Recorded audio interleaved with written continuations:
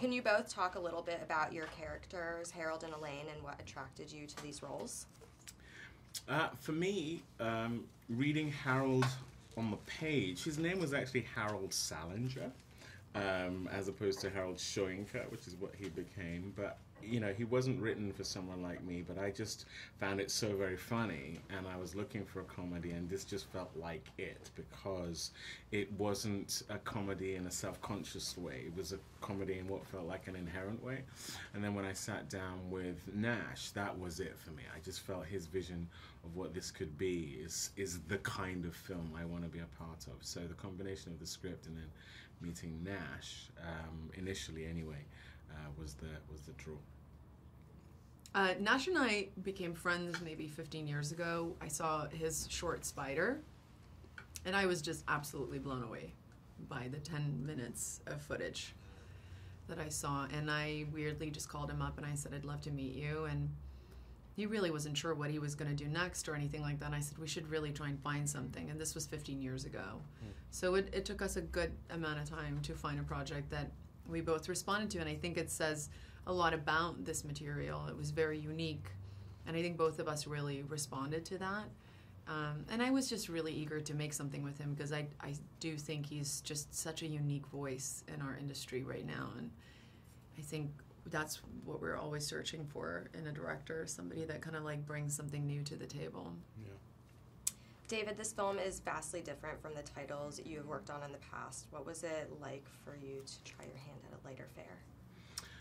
It was a complete delight to do something a bit lighter, and something that was also challenging in a different way, because there's a misconception that, you know, comedy as opposed to more dramatic work is easier or not as testing as it comes to, you know, whatever talents you have. But I found this to be a wonderful challenge, not least because it had comedic elements, but because it has elements of action. It has drama to it, you know, with the way we did it. There's a social commentary element as well. And so all of those things, you have to really strike a balance tonally, and that was something Nash was very aware of. But every actor has to buy into the same tone, otherwise the film is going to fray with different approaches. And so that was something that was also a wonderful challenge and something I really relished.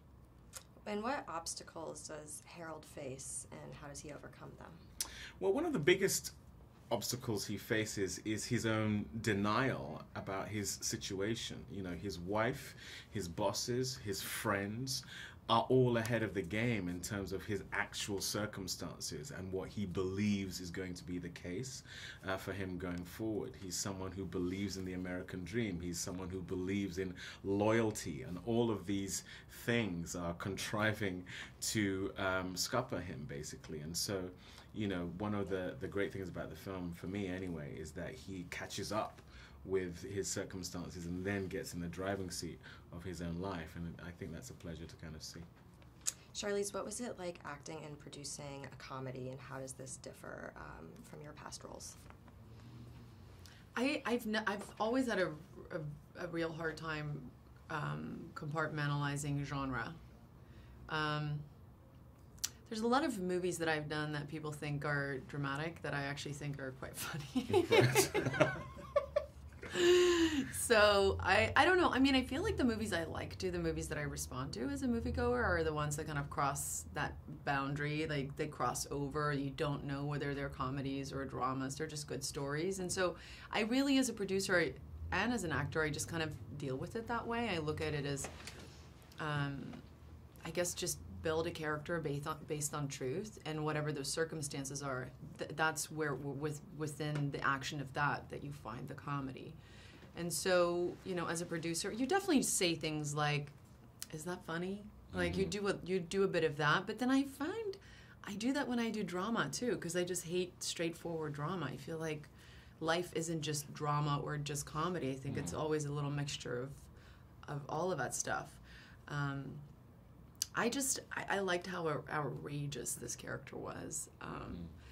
I think for me it was also just the fact that I got to play her with this ensemble cast. I think that was exciting to me, not almost more so than just playing this woman. I always kept thinking about her with everybody else and going, God, that's what makes her so funny, is that she's in this world with all of these other people.